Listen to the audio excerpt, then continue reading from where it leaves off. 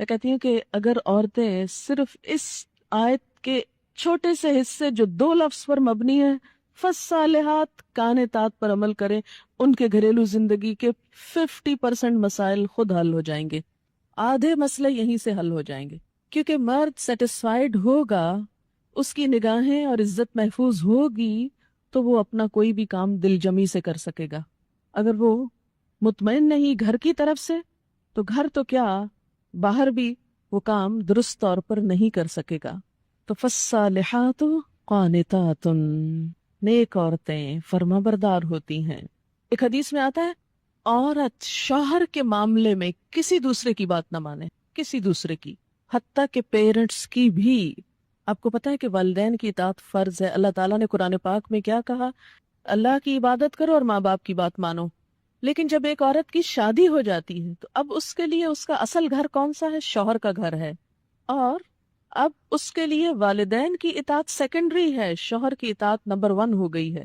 پہلے والدین اس کی کفالت کر رہے تھے، اب شوہر اس کی کفالت کر رہا ہے. اب ایک نیا گھر بن رہا ہے.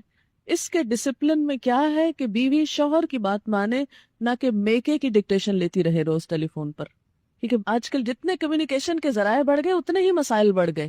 اور اس کی ایک بنیادی وجہ کیا ہے کہ اچھے مشورے تو کم ہی ملتے ہیں.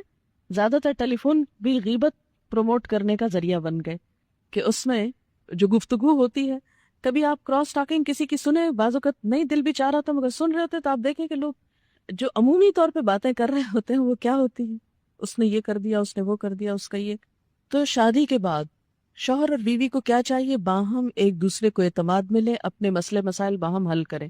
خصوصاً پیرنٹس تک معاملہ کم سے کم جائے، نہ ہی جائے تو اچھا ہے.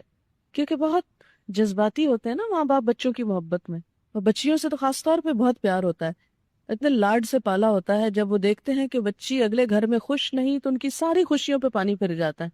حالانکہ بات کیا ہوتی ہے؟ چھوٹی سی کسی بات پہ عورتیں جذباتی ہوتی، ذرا سے شوہر سے انبن ہوگی، جھٹ شکایت لگا دی ماں باپ کو. اب کیا ہوا؟ وہاں جو شوہر کی عزت تھی وہ خاک میں ملی. شوہر جو ہے وہ اور باغی ہوا کہ میری عزت نہیں تمہارے میکے میں. اب کیا ہے؟ پابندی لگ گئی کہ ماں کے گھر نہیں جانا. پھر روتی عورتیں آتی ہمارے شوہر اتنے ظالم ہیں کہ وہ ہمیں ماں باپ کے گھر نہیں جانے دیتے. کیا یہ جائز ہے اسلام میں؟ بظاہر تو واقعی ناجائز ہے، لیکن کبھی آپ کھولتے جائیں کتاب تو پتہ چلے گا کہ اصل سبب کیا تھا کہ ماں باپ سے ملنا روکا گیا. بہت سے کیسز میں ماں باپ سے شوہر صرف اس لیے نہیں ملنے دیتے کہ الٹی پٹیاں پڑھائی جاتی. ایک دفعہ عورت ہو کے آتی ہے میکے سے تو موڈ بدلا ہوا ہوتا ہے. تو ایسی صورت میں اصل حکم کیا ہے کہ شوہر زیادہ اہم ہے. اب اس کی بات مانی. اور یہ کیوں اتنا سخت ڈسپلن رکھا گیا؟ کیونکہ جب تک ایک عورت کی وفاداری اس کے اپنے گھر سے نہیں ہوگی، گھر نہیں بنے گا. وہ بات بات میں ادھر بھاگی جا رہی ہے، یہ گھر خراب ہو رہا ہے. اب اس کی زیادہ اہم ڈیوٹی کیا ہے کہ اب وہ نئے گھر کی تعمیر کرے. اس لیے کہ شوہر نے مہر بھی دیا ہے، گھر دیا ہے، سب ضروریات پوری کر رہا ہے. اب آئندہ اللہ تعالیٰ نے ایک نئی نسل لانی ہے، ان کی تربیت ہے، ان کا کام ہے، اتنی ذمہ داریاں آنے والی ہیں. اب چھوڑو دھیان پیچھے کا، اب آگے کا سوچو. قدموا لانفسکم. تو اس لیے اللہ سے بڑھ کر ہمارے لیے مہربان، ہمارے لیے محبت کرنے والا، 70 ماؤں سے بڑھ کے پیار کرنے والا اور کون ہو سکتا ہے؟ یہ مشورے وہ ہم کو دے رہا ہے، یہ رہنمائی وہ ہمیں دے رہا ہے جو بظاہر ہمیں کڑوی نظر آتی ہے، لیکن اسی کڑوی گولی میں شفا ہے. بظاہر انجیکشن تکلیف دہ ہوتا ہے، اس کا نام سن کے ہی ہم بدمزہ ہونے لگتے ہیں، لیکن اس کے بغیر صحت نہیں ہو سکتی. فالصالحات قانتات، دوسری خوبی حافظات للغیب بما حفظ اللہ. حافظات، حافظاتن کی جمع. حافظ فاعل، حفاظت کرنے والا، حافظہ حفاظت کرنے والی. یہ قرآن کے حافظ بھی نا کہ قرآن کی حفاظت کر دی انہوں نے. حفظ اسی لیے کیا جاتا ہے نا کہ اگر کتاب ختم بھی ہو جائے کبھی تو سینوں میں موجود ہو حفاظت کے لیے. تو حافظاتن حفاظت کرنے والیاں ہیں. کس چیز کی حفاظت کرنے والیاں ہیں؟ للغیبی، غیب کے لیے. یعنی غیب غائبانہ طور پر، غیب میں لام بمانا فی ہے، یعنی شوہر کی غیر موجودگی میں، شوہر کی عدم موجودگی میں حفاظت کرنے والی ہیں. سب سے پہلے اپنی عزت کی، اپنی جان کی، اپنی شرم و حیا کی. یہ نہیں کہ ایک عورت دیکھے شوہر گھر پہ نہیں تو وہ غلط کام شروع کر دے.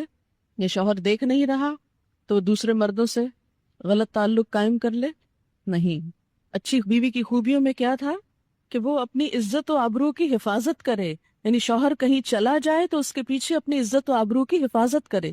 حافظات. تو سب سے پہلے اپنی عزت و آبرو، شرم و حیا کی حفاظت، کہ کوئی دوسرا مرد اس کی زندگی میں نہ آئے، نہ اس کے خیالوں میں، نہ اس کے خوابوں میں، نہ اس کی اور کسی چیز میں. Sub out. محسنات، قلعہ بند. اسی لیے کہا گیا کہ اب وہ ایک شوہر کے حصار میں ہیں، ایک شوہر کے قلعے میں ہیں. محسنات، سب دوسرے مرد باہر. اب آپ دیکھیں کہ سب سے پہلی چیز تو عزت کی حفاظت ہو گئی. نمبر 2، رازوں کی حفاظت. شوہر اور بیوی کی جو تنہائی میں گفتگو ہو اس کو ڈسکلوز کرنے سے منع کیا گیا ہے، کہ وہ باہر جا کر سہیلیوں میں وہ قصے نہ سنائے. یہ کیوں منع کیا گیا؟ اس لیے منع کیا گیا کہ عموماً پھر کیا ہوتا ہے، وہ دوسری خواتین اپنے شوہروں کو کمپیئر کرنے لگتی ہیں اور اس طرح گھروں میں فساد اٹھتے ہیں. وہ فلاں کا میاں تو ایسا اور تم ایسے میرے پلے پڑ گئے. ایک حسرت و یاس اور ایک مایوسی کی کیفیت. اس لیے خاص طور پر تنہائی کی باتیں، راز کی باتیں جو محض شوہر اور بیوی کے درمیان ہی ہو سکتی ہیں، ان کا ذکر کہیں اور نہ کیا جائے. کسی گہری سے گہری دوست کو بھی کوئی ایسا قصہ نہ سنایا جائے. حافظات للغیب. پھر تیسری چیز، مال کی، گھر کی حفاظت. پیسے ضائع نہ کرے.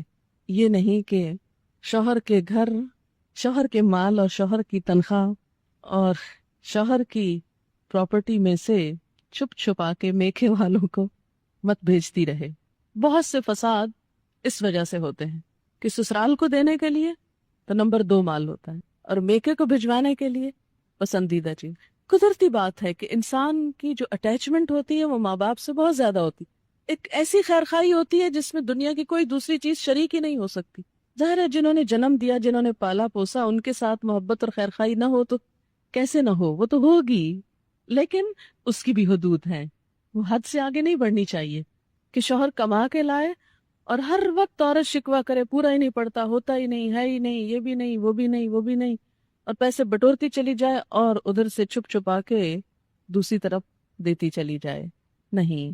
حتیٰ کہ فی سبیل اللہ بھی اگر عورت کو دینا ہے تو شوہر کی رضامندی ضروری ہے، یعنی شوہر کا مشورہ بھی ہونا چاہیے اس میں. اللہ یہ کہ اس کا اپنا مال ہو. اپنے مال میں بھی اچھا ہوتا ہے کہ انسان مشورہ کر لے کہ کیا خیال ہے یہاں نہ کر دیا جائے. وہ مہر کی بات ہوئی تھی نا کہ عورتوں کو ان کے مہر دے دو. اب عورت ایک مہر لے لے اور وہ کہی چونکہ میرا مال ہے جدھر مرضی خرچ کروں، تم کون ہو پوچھنے والے. نہیں، اس میں بھی ایک اچھے آئیڈیل گھر کی نشانی کیا ہے کہ وہاں مشورے سے مال خرچ کریں. تو اللہ کی راہ ہمیں دینے کے لیے بھی چھوٹا موٹا تو دینا جو ہے، جیسے صدقہ خیرات میں جیسے کوئی فقیر آ گیا کھانا کھلا دیا، کچھ راہ چلتے ہوئے کسی نے گاڑی کا دروازہ آپ کا نوک کیا، آپ نے کچھ نکال کے دے دیا. اس پہ تو نہیں، موبائل پہ کال کریں کہ اچھا وہ ایک فقیر آ گیا ہے راستے میں، ہاں آپ کا کیا خیال ہے. موبائل کا بل اتنا بڑھ جائے گا جو فقیر کے دینے سے. اب اس طرح کی اجازت تو نہیں، لیکن چھوٹی موٹی چیزوں میں تو ایک باہمی انڈرسٹینڈنگ ہوتی ہی ہے. لیکن بڑی اماؤنٹس خرچ کرنے میں کہ جس میں پتا ہو کہ شوہر مائنڈ کرے گا تو نہیں دینی چاہیے، اور خصوصاً اس کے مال میں سے. اور اسی طرح میکے کو دیتے وقت بہت ہی احتیاط کی ضرورت ہے. کوئی بھی چیز دینا. ہماری ایک بزرگ دوست ہیں، انہوں نے ایک بڑی اچھی بات بتائی تھی، اور میں نے دیکھا کہ یہ اتنا خوبصورت زندگی کا اصول ہے، اگر اس پر عمل کیا جائے یا کیا جا سکے تو بہت سی بھلائیاں ہو سکتی. وہ کہتی ہیں کہ جب ہماری شادی ہوئی تو میں نے اپنے شوہر سے کہا آج کے بعد آپ کے خاندان کو لک آفٹر کرنا میری ذمہ داری اور میرے رشتہ داروں کا خیال رکھنا آپ کی ذمہ داری. کہتے کہ اس طرح ہم دونوں کے خاندانوں میں بڑی محبت پیدا ہوئی. کہتی کہ میں نے اپنی ذمہ داری لی کہ میں سب تحفے تحائف اپنے سسرال کو دوں گی، اور میرے شوہر نے لی کہ وہ میرے بہن بھائیوں کو دیں گے. اب اس میں کیا ہے کہ دونوں ایک دوسرے کے خیال رکھ رہے ہیں، تو شوہر کو بہت خوشی ہوتی ہے جب اس کے بہن بھائیوں اور اس کے والدین اور اس کے رشتہ داروں کی کیئر کی جائے. اگر کوئی عورت شوہر کے دل میں جگہ بنانا چاہتی ہے تو اس کا بہترین نسخہ یہی ہے کہ اس کے رشتہ داروں، اس کے بہن بھائیوں کی قدردانی کریں، ان کا خیال رکھیں اور دل سے سنسیئر ہو جائیں ان کے لیے. اور اسی طرح بیوی کے لیے یہ بات بڑے اعزاز کی ہوتی ہے کہ اس کا شوہر اس کے بہن بھائیوں، پیرنٹس کا خیال رکھے اور ان کے لیے تحفے تحائف یا کچھ بھی لین دین کا وہ اہتمام کرے. تو اب آپ دیکھیں کہ جب آپ اپنے ہاتھ سے اپنے ماں باپ کو دیں گے تو وہ شک کی نگاہ سے دیکھے گا، جب وہ دے رہا ہوگا تو آپ چپ کر کے بیٹھی ہوگی، اچھا نہ دیکھا، پھر دے دیا وہ فلاں کو، پھر دے دیا فلاں، تو ضرور ایک بد اعتمادی سی رہتی. ضروری نہیں کہ آپ امپوز کیے، لیکن ایک اچھا مشورہ بعض اوقات اچھا فائدہ دے جاتا. اگر ممکن ہو اور شوہر تعاون کرنے والا ہو تو آپس میں یہ طے کر لیجئے، تو اس سے بہت زیادہ خوشگواری آئے گی. کیونکہ ایک خاندان کی خوشگواری صرف ایک خاندان کے ساتھ نہیں ہوتی، ان کے آس پاس یعنی سسرال اور میکے دونوں کے ساتھ خوشگوار تعلقات اس بیچ کے خاندان کو خوشگوار بناتے ہیں. اور جتنا زیادہ انسان مل جل کر رہنا سیکھے اور ایک دوسرے کے حقوق کا لحاظ رکھے، اتنی ہی زیادہ خوشیاں آتی ہیں. تو فالصالحات قانتات حافظات للغیب، مال کی حفاظت. اور آخری چیز بچوں کی حفاظت، بچوں کی تربیت. بہت سے جھگڑوں اور کیسز میں دیکھا گیا ہے کہ شوہر کو شکایت ہوتی ہے کہ بیوی بچوں کا خیال نہیں رکھتی. کئی باپ بچوں کے معاملے میں بہت ٹچی ہوتے ہیں، بہت سینسیٹیو ہوتے ہیں، وہ ماں سے بھی زیادہ بڑھ کر ماں بنتے ہیں ان کے لیے. اور چھوٹی چھوٹی چیز میں اس کو دوا پلائی ہے کہ نہیں، اس نے کھانا کھایا ہے کہ نہیں، ہر وقت ان کا دھیان بچوں میں ہوتا ہے. بہت اچھی بات ہے. اب ایسی عورتوں کی زیادہ ہی شامت آتی ہے کہ جب شوہر بیوی کی بھی ذمہ داریاں لینے لگے بعضوں کا ضرورت سے زائد، تو اس میں یہ ہے کہ اگر بچہ کمزور ہو، اگر بچہ بیمار ہو تو ماں کی شامت آ جاتی. لیکن یہ ہے کہ اصل ذمہ داری بچوں کے سلسلے میں ان کی تعلیم و تربیت کی ماں ہی کی بنتی ہے. اور اس میں اگر عورت کوتاہی کرے تو یہ چیز بھی گھر میں فساد کا سبب بنتی ہے. تو جو مائیں بچوں کی نگہداشت کرنا جانتی ہیں وہ گھر کو زیادہ بہتر خوشحال رکھ سکتی ہیں. اس میں آپ دیکھیں کہ حضور صلی اللہ علیہ وسلم نے قریش کی عورتوں کی تعریف فرمائی کہ قریش کی عورتیں کتنی اچھی عورتیں ہیں جو بچوں کے لیے انتہائی مہربان ہیں، ان کی کیئر کرنے والی. حافظات للغیب، للغیب میں کہ شوہر تو باہر کام کرنے گیا ہوا ہے. اب بعض مائیں کیا ہے، مار مار کے بچوں کو دھواں کر دیتی، شوہر کا غصہ بھی بچوں پہ نکال رہی ہوتی. شوہر کی موجودگی میں تو بعض اوقات نہیں مار سکتی تو پیچھے ان کی شامت آتی معصوموں کی. تو یہ حافظات للغیب، اپنی عزت و آبرو، اپنے گھر بار، راز، بچوں، ان سب چیزوں کی کیئر، لک آفٹر، حفاظت.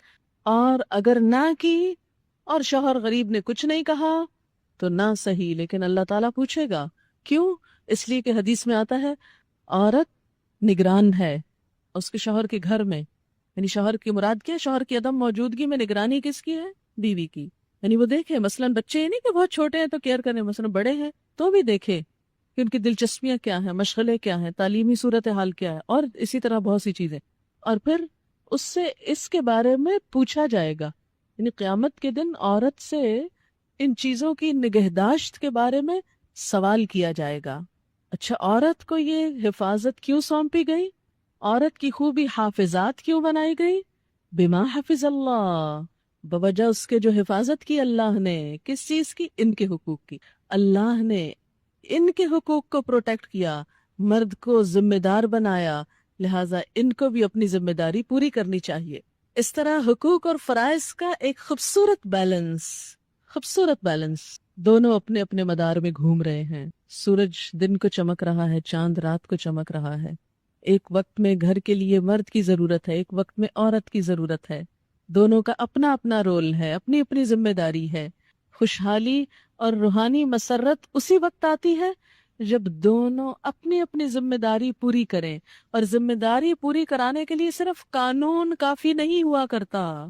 اب جیسے کل میں نے آپ کو بتایا تھا نا کہ مغرب میں عورت نے اسٹیٹ کو قوام بنانا چاہا کہ اسٹیٹ ان کے لیے قانون بنائے. اب دیکھیں قانون بنا کر آپ جبرن قہرن کسی آدمی کو کتنا پابند کر سکتے ہیں کہ تم ضرور بیوی کے حقوق دو، اور پولیس مین جائے گا اور پیچھے سے شوہر جو چاہے گا پھر کرے گا. تو پولیس تو نہیں یہ کنٹرول کر سکتی معاملہ، قانون تو نہیں کر سکتا. قانون کسی حد تک فائدہ دے سکتا ہے، لیکن اصل چیز اللہ کا تقویٰ ہے. جب تک معاشرے کے اندر خدا کا خوف نہیں آتا، نہ ایک عورت وفادار ہو سکتی ہے اور نہ ایک شوہر ذمہ دار ہو سکتا ہے. واللاتی، اور وہ عورتیں، تخافون، تم ڈرتے ہو، نشوزہن، ان کی سرکشی سے. نشوز، نشز، ینشز، نشوز کا لفظی معنی ہوتا ہے بلندی، اٹھان، ابھار، ارتفاع. خصوصاً جب کسی چیز میں یہ اٹھان ہیجان کا نتیجہ ہو، ہیجان، غصے، غضب. وہ عورتیں تم ڈرتے ہو ان کے اٹھان سے، ان کی سرکشی سے، ان کی بلندی سے، یعنی بلندی سے مراد یہاں کیا ہے کہ وہ شوہر کو یا اپنے سے حقیر سمجھتی ہے یا اپنے برابر کا سمجھتی ہے. ہمارے ہاں یہ جو ایکویلٹی کی بات آئی نا، ایکویلٹی کا تصور آیا، اس نے گھروں کو بہت نقصان دیا کہ جب حقیقت میں وہ ایکول تھی نہیں. کیونکہ ایکول تو ہوتا ہے انسان اپنی ہی کلاس میں. اب آپ کہیں کہ بلی اور چوہا جو ہے وہ ایکول ہوں تو وہ کیسے ہوں؟ وہ بلی الگ چیز ہے، چوہا الگ چیز ہے، وہ اپنی اپنی کلاس ہے. اب اس کے اندر تو آپ ایکویلٹی ڈھونڈیں اور دو چیزوں کو آپ کہاں سے ایکول قرار دے رہے ہیں؟ مرد مرد ہے، عورت عورت ہے. اس کی تو جو کیمسٹری ہے جسم کی وہی مختلف ہے، اس کے تو ٹشوز اور سیلز کی ساخت مختلف ہے. آپ کس کس چیز کو ایکول کریں گے؟ ہو سکتا ہی نہیں، کیونکہ دو مختلف چیزیں جو ہیں. لیکن معلوم نہیں کہاں سے ایکویلٹی کا درس شروع ہو گیا عورتوں اور مردوں کے درمیان، جو پاسبل نہیں تھا. یہ بالکل ایسی اگر آپ کہیں کہ یہ 5 انگلیاں ایکول ہونی چاہیے اور کھینچ تان کے سب کو ایک کر دیں، اور یہ تو نہیں ہو سکتا کہ چھوٹی کو لمبا کرے، یہ ضرور ہو سکتا ہے لمبیوں کو کاٹ دیں. اب آپ چاہیں آپ کے سب بچوں کے قد برابر ہو جائیں گے، اگر نہیں ہے کچھ کی گردنیں اڑا دیں. ایسی ایکویلٹی سے حاصل کیا ہوگا؟ ضرورت کیا اس ایکویلٹی کی؟ تو کسی عورت کا اپنے شوہر کو حقیر سمجھنا یا اس معنی میں ایکول سمجھنا کہ گھر کی کنگڈم میں وہ اپنے آپ کو بالکل برابری کے اس طرح درجے پر رکھے، وہ للرجال علیہن درجہ کو کنڈیم کرے اور شوہر کی کوئی بات چلنے نہ دے اور کہ ہر بات اور ہر حکم میرا چلے گا، تو یہ نشوز ہوتا ہے. نشوز کا مطلب ہے اٹھنا. وہ پیچھے جو فالصالحات و قانتات ہے نا، تو قانتات میں کیا ہے؟ عاجزی. اور نشوز کیا؟ اس کا اپوزٹ. تو وہ عورت کا جو رول ہے سبمسو ہونے کا، وہ چھوڑ کر وہ دوسرا رول ادا کرنے لگے. اچھا آپ دیکھیں کہ جب سے ہمارے معاشرے میں بہت ایجوکیشن کا رواج ہوا، اور خیر ایجوکیشن تو پہلے بھی تھی، لیکن ہمارے یہاں ایجوکیشن کا مفہوم بدل گیا ایجوکیٹڈ ہونے کا. ایسا نہیں تھا کہ ہماری نانیاں اور دادیاں صرف جاہل محض تھی، وہ بھی ایجوکیٹڈ تھی لیکن کسی اور طریقے کی. گھرداری اور خاندانی معاملات میں وہ ہم سے زیادہ ایجوکیٹڈ تھی. اسی لیے انہوں نے جس طرح زندگیاں نبھائیں اور جتنی خوشگوار زندگیاں پیش کی، وہ ہماری ینگر جنریشن میں دور سے بھی نہیں ہے. اس میں بنیادی خوبی کیا تھی کہ عورت نے اپنے آپ کو عورت سمجھا اور شوہر کو مرد سمجھتے ہوئے اسے مرد کا درجہ دیا، اور قوام ہوتے ہوئے شوہر نے اپنی ذمہ داری پوری کی اور عورت نے اس کے مقابلے میں اپنی ذمہ داری پوری کی. لہٰذا ایک گھر گھر رہا. اسی لیے ان کے اندر وہ طلاقوں کا ریشو نہیں ہے جو ہمارے اب نئی جدت کے ساتھ آ رہا ہے. اب آپ دیکھیں کہ جب یہ کیفیت آئی نئی تعلیم کی، تو اس میں کچھ اسباب کیا تھے. جیسے آپ دیکھیں ہمارے ہاں پرائمری لیول سے ہی ایجوکیشن میں کیا ہے؟ کو ایجوکیشن ہے، ایکولی ٹریٹ کیا جاتا ہے، ساتھ پڑھا جاتا ہے، یونیورسٹی لیول تک ساتھ جاتے ہیں. پھر اس کے بعد اگر شادی ہوتی ہے تو وہ جو ایک شوہر کو شوہر کا مقام دینے کی بات ہے، وہ للرجال علیہن درجہ، وہ گھر کی اسٹیٹ میں ان کو ہیڈ ماننے کی، وہ ماننا انتہائی مشکل ہو جاتا ہے. اس کا تصور ہی ختم ہو جاتا ہے. لہٰذا بیوی تو اس تک نہیں پہنچی لیکن شوہر کو نیچے لایا گیا. اب جب نیچے لایا گیا اس کو، اور اس کو اگر کمتر نہیں تو برابر کا اس طرح سمجھا گیا کہ اس کو ایسے نام سے پکارا جاتا ہے جیسے بعض اوقات بچوں کو پکارا جا رہا ہوتا ہے، تم تو کہہ کے. اور بتایا کیا جا رہا ہے کہ ایکویلٹی ہے، اس لیے وہ بلانے میں بھی عزت نہیں رہی. اب دیکھیں کہ یہ رویے ہیں. معاف کیجیے گا اگر آپ میں سے کوئی بہت ہی فرینک ہے، فری ہے، تو ضرور رہیے، لیکن جو ایک صورتحال ہونی چاہیے میں اس کی بات کر رہی ہوں. آپ ٹوٹلی ڈس ایگری بھی کر سکتے ہیں، لیکن مجھے تو حق بتانا ہے، شرمانا نہیں ہے. تو آپ دیکھیں کہ جب سے نام اس طرح پکارا جانے لگا کہ جس میں کوئی عزت، یعنی کہ نام مثلاً اگر شوہر کا نام زید ہے تو اس کو زید اس طرح کہہ کے بلایا جائے جیسے بیٹے کا نام زید ہو تو اس کو بلایا جا رہا ہے، اسی ہی ٹون میں، اسی ہی انداز میں، اسی ہی سٹائل میں. تو یہ صرف نام پکارنا ہی نہیں ہے، یہ ایک رویے کا اظہار کر رہا ہے، ایک رجحان کی بات ہو رہی، ایک تعلق اور ایک انداز کی بات ہے جو ایک بلانے کے انداز سے لے کر پھر باقی سب معاملات میں ساتھ چلتی. تو اسی لیے ہماری نانیاں اور دادیاں جب کہتی تھی مننے کے ابا اور منی کے ابا، تو اگرچہ میں بہت آکورڈ لگتا ہے وہ سب کچھ. پھر ایک جنریشن تو مننے کے ابا کہتی تھی، اگلی شوہر کے نام کے ساتھ صاحب. اب اگلی جنریشن نے صاحب بھی اڑا دیا، اور معلوم ہی آئندہ کیا ہونے والا ہے. ہو سکتا ہے نک نیم اور اس سے پکارا جانے لگے، اور شاید پکارا بھی جاتا ہو. ٹھیک ہے، اگر آپس میں فرینکنیس ہے تو کوئی حرج نہیں نام لینے میں. آپ کو پتہ ہے کہ حضرت عائشہ جب حضور سے ناراض ہوتی تھی تو کیا کہتی تھی؟ آپ صلی اللہ علیہ وسلم نے ایک دفعہ فرمایا کہ عائشہ جب تم مجھ سے ناراض ہوتی تو مجھے پتہ چل جاتا ہے، کیونکہ تم کہتی ہو ابراہیم کے رب کی قسم، یہ کہنے کی بجائے کہ محمد کے رب کی قسم کہتے ابراہیم کے رب کی قسم، یعنی پھر تم میرا نام لینے کے بجائے حضرت ابراہیم کا نام لے۔ تو یہ ہے کہ کوئی حرج نہیں اگر نام سے پکارا جا رہا ہے، لیکن تو اور تم نہ کہیں۔ عام لوگوں کے ساتھ بھی بات کرتے ہوئے ہمارے اندر ڈیسنسی ختم ہوتی جا رہی ہے۔ آپ دیکھیے کہ اگر ہم اپنی کسی دوست کو بھی تو کہیں تو کہتے ہیں بہت فرینکنس کی علامت ہے، لیکن مجھے تو کبھی ایسی فرینکنس اچھی نہیں لگی کہ جس میں انسان بدتمیزی پہ اتر آئے اور تو اور تم کہنے لگے۔ جو عزت آپ میں ہے اور ہمارے کلچر کا بھی ایک تھوڑا سا حصہ ہے، انگریزی میں تو یو ہی ہے ایک ہی بیچارہ، لیکن الحمدللہ رچ ہے اردو اس سینس میں، تو بھی ہے، تم بھی ہے، آپ بھی ہے، تو ایک اچھے لفظ کا انتخاب کر لیں۔ اور جب اللہ نے ایک درجہ زیادہ دے دیا تو عزت کا لفظ بولنے میں نقصان کچھ بھی نہیں ہوگا، جواب میں آپ بھی عزت پائیں گے۔ آپ کسی کو تم کہہ کے بلائیں گے تو پھر دوسرے کو بھی تم کا موقع دے رہے ہیں۔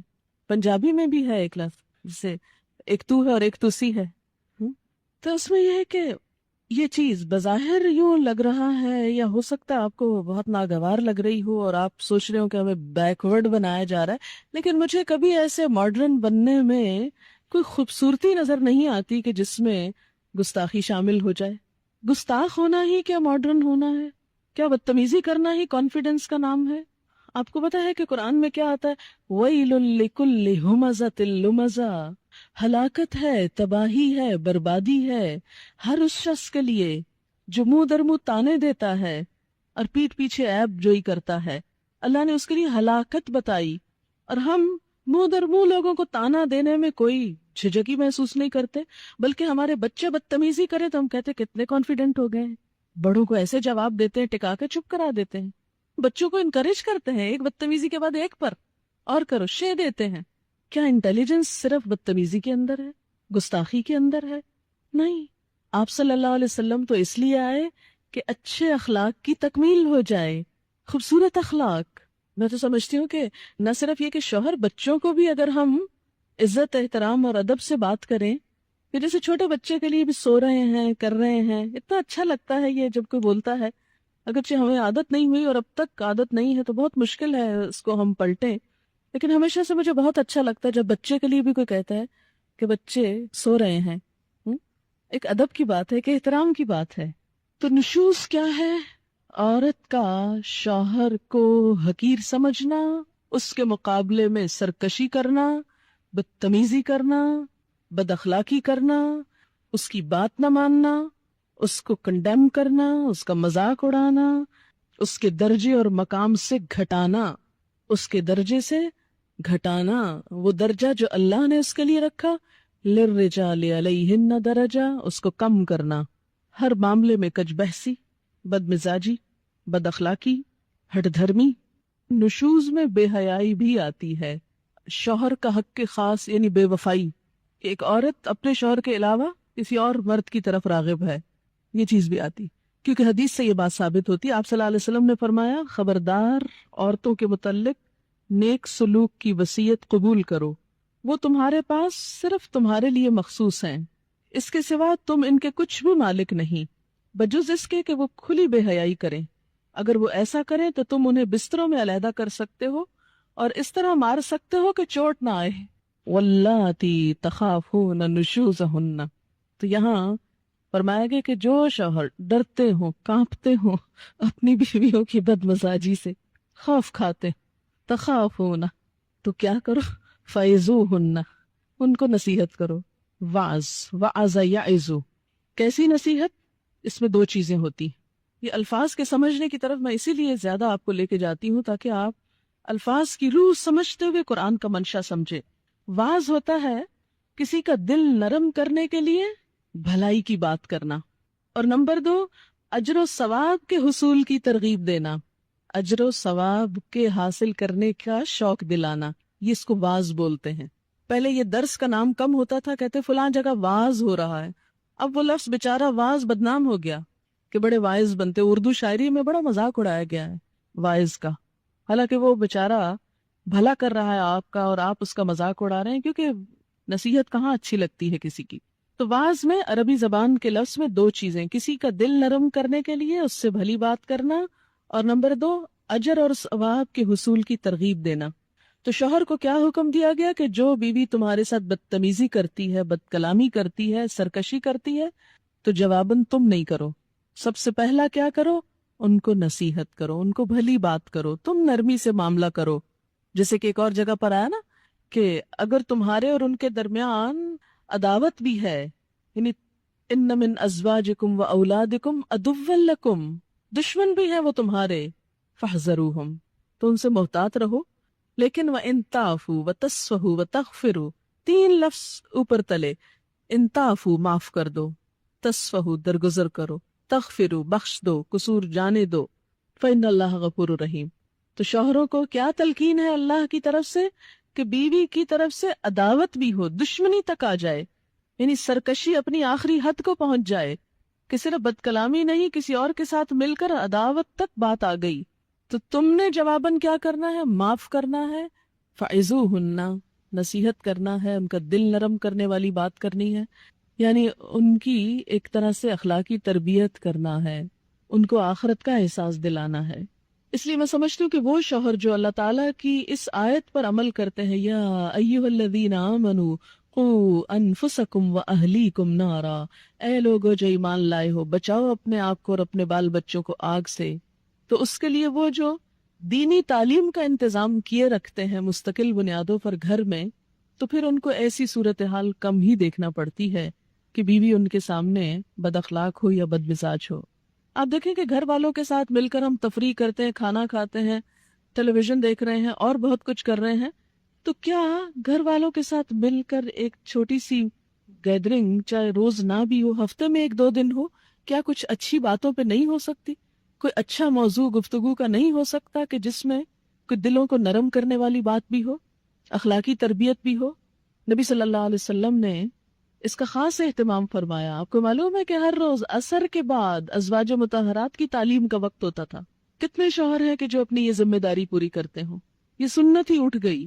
شوہر کی ذمہ داری صرف دنیا میں بیوی کو کھلانا پلانا اور اچھا پہنانا نہیں، اس کی ذمہ داری یہ بھی ہے کہ قوا انفسکم واہلیکم نارا، آخرت میں آگ سے بچانا بھی ہے۔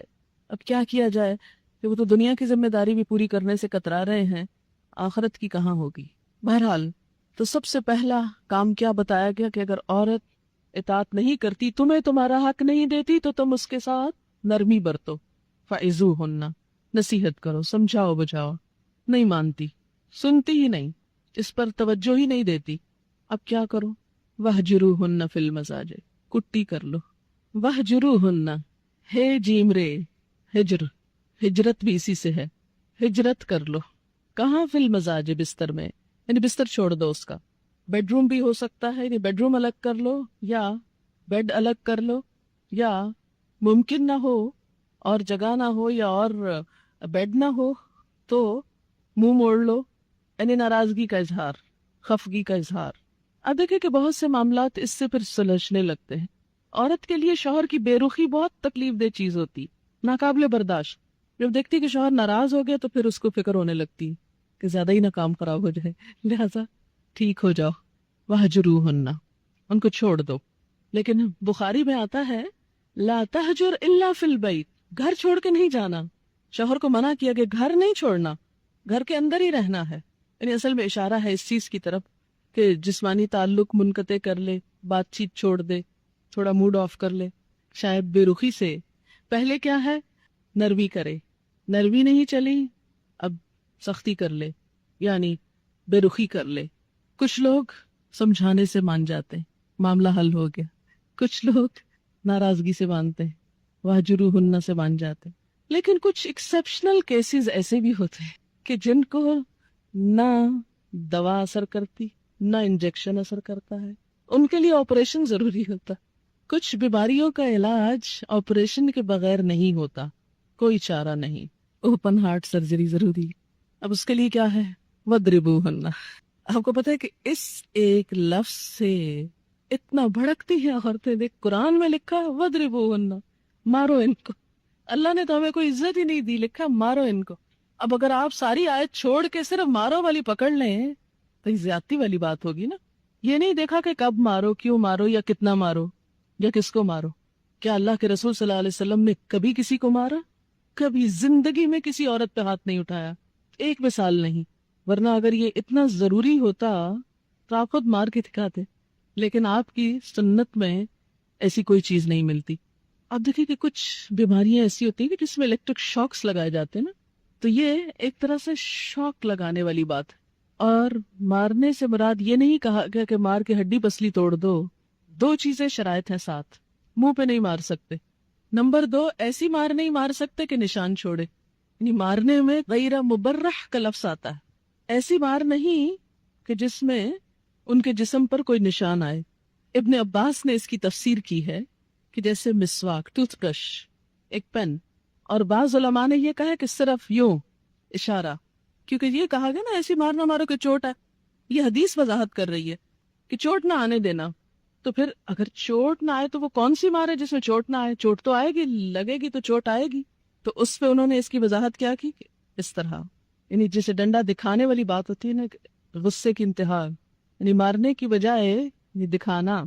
اور ابن عباس نے کہا کہ صرف جیسے مسواک جیسی چیز کو، یعنی جس کو کسی کو جھنجھوڑنے کے لیے، کیونکہ کسی بھی سخت چیز کو دیکھ کر عورت ایک دم جھٹکا لگتا ہے اس کو، اچھا اب ہاتھ اٹھے گا، مار نہیں کھا سکتی. پھر ایک اور چیز آپ دیکھیں کہ ایک مرد جو اتنا مظلوم ہوا، آخر اس کا کتھارسس بھی تو ہونا تھا نا. ایک مرد جس کی بیوی بدتمیزی کرتی، بد کلامی کرتی، بات نہیں مانتی، حجت بازی، بحث، اور اس کے ساتھ ساتھ وہ بے وفا بھی ہے، اب روز غصے میں ہے، شوہر روز غصے میں ہے، کسی طرح سمجھانے سے سمجھ نہیں رہی، ناراضگی کو کچھ نہیں جانتی. تو کیا اب چھوڑ دیا جائے اس کو اس حال میں؟ نہیں. گھر کو بچانے کے لیے آخری چارہ کار، آخری درجے تک پھر پریشرائز کرو کہ وہ پلٹ آئے، گھر کو بچائے، لوٹ آئے. ورنہ یہ بھی کہا جا سکتا تھا طلاق دے دو، نہیں بات مانتی طلاق دے دو، کتنا آسان تھا یہ کہنا. لیکن نہیں، طلاق نہیں، گھر کے بونڈ کے اندر رکھتے ہوئے اصلاح. پھر اسی طرح آپ صلی اللہ علیہ وسلم نے فرمایا کہ کوئی اپنی بیوی کو یوں نہ مارے جیسے اپنے غلام کو مارتا ہے. پھر اسی طرح آپ صلی اللہ علیہ وسلم نے مارنے سے منع بھی کر دیا تھا. تو ہوا یہ کہ عورتیں بہت زیادہ دلیر ہو گئیں، اور اس پر پھر اجازت دے دی گئی. اور آپ نے اجازت دینے کے ساتھ ہی فرمایا وَلَن يَضْرِبَ خِيَارُكُمْ، اور تم میں جو اچھے لوگ ہوں گے وہ ہرگز نہیں ماریں گے. یہ آپ نے خود فرمایا. اجازت دینے کے ساتھ کیا فرمایا؟ وَلَن يَضْرِبَ خِيَارُكُمْ. لیکن عورت نہیں مارے گی، اس لیے کہ اگر عورت مارے گی تو مرد کو بھڑکا کے زیادہ مار کھائے گی. آپ دیکھیں نا، جب دو بچے لڑتے ہیں تو جو اس میں طاقتور بچہ ہوتا ہے وہ دوسرے کو پیس ڈالتا ہے. اب ایک نرم و نازک عورت کو اگر اسلام کہتا ہاں مارو اپنے شوہر کو، تو کیا ہوتا؟ ہلکا سا ہاتھ مارتے ہی شوہر کو عورت اور اپنے ہی ہاتھ دکھا بیٹھتی اور سوج جاتا، اور شوہر کو بھڑکا کے چند مارے اور بھی کھاتی. اب دیکھیں شوہر طاقتور ہے، اس میں عورت کا ہاتھ روک کے عورت کو بچایا گیا کہ تم اس کو پرووک نہیں کرو. تم پرووک کرو گی وہ اور مارے گا، تو اس میں پسے گا کون؟ بیچاری عورت پسے گی. ورنہ یہ نہیں کہ نعوذ باللہ عورت کے ساتھ ڈسکریمنیشن کی گئی اور عورت کو کہا نہیں نہیں وہ تو بے شک مارتا رہے، تم نہیں مار سکتی کیونکہ تم عورت ہو. اس کو بھی مارنے کی لمٹس بتا دی گئی، اور وہ دراصل ایک طرح سے جھٹکا دینا مقصود ہے، نہ کہ عورت کو پیٹ پیٹ کے گھر سے نکال دینا. اور پھر خاص طور پر مارنے میں عورت کو جو روکا گیا وہ اسی وجہ سے کہ عورت زیادہ نقصان اٹھائے گی. اب دیکھیں ویسٹ میں اس وقت عورتیں جو مار کھاتی ہیں، کبھی آپ نے بھی شاید کوئی نمونہ دیکھا ہو، بعض اوقات بہت بری طرح پٹی ہوئی ہوتی ہیں اچھی خاصی پڑھی لکھی کمانے والی خواتین. اور اس میں سمجھتی ہوں کہ وجہ یہی ہے کہ وہاں جب عورت بھی مارنے پہ آ جاتی ہے تو پھر اس کا نتیجہ زیادہ سخت اسی کے اوپر پڑتا ہے، اسی پر زیادہ برا اثر پڑتا ہے، اس لیے عورت کو روک دیا گیا. پھر اس میں ایک اور چیز آپ یہ دیکھیں کہ یہ کوئی پسندیدہ روش نہیں. آپ دیکھیں کہ کسی بھی چیز کی ایک اجازت اور چیز ہے اور اس کا استعمال اور چیز ہے، اور پھر استعمال کا طریقہ اور چیز ہے. وَضْرِبُوهُنَّ کا لفظ نمبر 1 آخری درجہ ہے اصلاح کا، نمبر 2 شرائط کے ساتھ ہے، نمبر 3 ناپسندیدہ ہے. میں ایک ایسے کیس کو جانتی ہوں، ہے تو بڑی آکورڈ بات، کیونکہ چونکہ ہر وقت لوگوں کے قصے کہانیاں سنتی رہتی ہیں، اسی لیے میں کہتی ہوں میں لوگوں سے بہت کچھ سیکھتی. اگر وہ سن کے باتیں نہ سیکھوں تو قرآن کی تفسیر نہ کر سکوں، کیونکہ مسائل کے ہوتے ہوئے جب تفسیر ہوتی ہے تو وہ زیادہ ریلیونٹ ہوتی ہے بنسبت اس کے کہ آپ خود ہی بولتے چلے جائیں. ایک عورت کا کہنا یہ تھا کہ جب تک میرا شوہر مجھے نہ مارے میری سیٹسفیکشن نہیں ہوتی. Can you imagine? وہ شوہر سے مطالبہ کرتی تھی کہ مجھے مارو. ایکسپشنل کیسز ہیں لیکن ہیں. بہرحال وَاهْجُرُوهُنَّ فِي الْمَضَاجِعِ وَاضْرِبُوهُنَّ فَإِنْ أَطَعْنَكُمْ، پھر اگر وہ تمہاری بات مان جائیں، اطعنکم یعنی اطاعت کرنے لگے، سرکشی چھوڑ دیں، فَلَا تَبْغُوا عَلَيْهِنَّ سَبِيلًا. تبغوا بغا یبغی کا کیا معنی ہوتا ہے؟ حد سے تجاوز کرنے کی خواہش کرنا. بغی کا مطلب چاہنا بھی ہوتا ہے نا. کس چیز کو چاہنا؟ حد سے بڑھنا، بڑھنے کو چاہنا. حد سے تجاوز کرنے کا جواز تلاش کرنا. فَلَا تَبْغُوا، حد سے بڑھنے کا جواز تلاش کرنا. فرمایا پھر مارنے کے اور ناراض ہونے کے بہانے مت ڈھونڈو. اگر وہ بات مانتی ہیں، اطاعت کرتی ہیں، تو پھر ان کو مارنے کے بہانے مت ڈھونڈو، کیونکہ اللہ تعالیٰ تم پر پوری قدرت رکھتا ہے. ان اللہ کان علیٰ کبیرا، بے شک اللہ بلند ہے، بہت بڑا ہے. یعنی اس اجازت سے ناجائز فائدہ مت اٹھاؤ. اگر ایسا کرو گے تو جو اللہ بلند ہے، تم پہ پوری قدرت رکھتا ہے، وہ تم سے اس جرم کا بدلہ لے گا. یعنی کوئی شوہر جو اپنی بیوی پر کوئی ناروا زیادتی کرے، اللہ اس سے بدلہ لے گا. اسی لیے اللہ تعالیٰ کی یہ دو صفات یہاں آئی ہیں. ان اللہ کان علیًا، اور رحیمہ بھی ہو سکتا تھا لیکن کبیرہ تکرار کے لیے پھر دوسری صفت بڑائی کی استعمال ہوئی کہ اے شوہر تم اپنے آپ کو بڑی چیز نہ سمجھو، تمہارے اوپر تمہارا رب تم سے بڑا ہے، وہ تمہیں پوچھنے کی پوری طاقت رکھتا ہے. اور یوں مرد کے اس وحشیانہ پن کو جو عورت کے ساتھ ہو سکتا ہے اسے پوری طرح کنٹرول کر لیا گیا. چوتھا طریقہ وَإِنْ خِفْتُمْ، اور اگر تم کو ڈر ہو، شقاق بینہما، ان دونوں کے درمیان اختلاف کا، دشمنی کا. دونوں سے مراد میاں بیوی، یعنی شوہر اور بیوی آپس میں سخت اختلاف میں ہیں. شقاق شین قاف قاف شق سے ہے، شاق گزرنے والی چیز، ایسا اختلاف جو سلجھایا نہ جا سکے، یعنی شوہر اور بیوی آپس میں سمجھوتا نہ کر پائیں. وَإِنْ خِفْتُمْ شِقَاقًا، اگر ایسی کھٹ پٹ ہو گئی کہ جو باہم اب ان سے سلجھ نہیں رہی، تو پھر بھی یہ نہیں کہا کہ فوراً طلاق دے دو. نہیں، کیا کرو؟ اب دونوں کے خاندان انٹرفیئر کریں گے. فَبْعَثُوا، تو مقرر کرو، بھیجو، حَكَمًا، ایک حکم. حکم اور حاکم میں فرق ہوتا ہے. حاکم عدالت میں ہوتا ہے اور حکم خصوصی فیصلہ کرنے والا جو گھر کا بھی ہو سکتا ہے، کسی پنچایت کا بھی ہو سکتا ہے.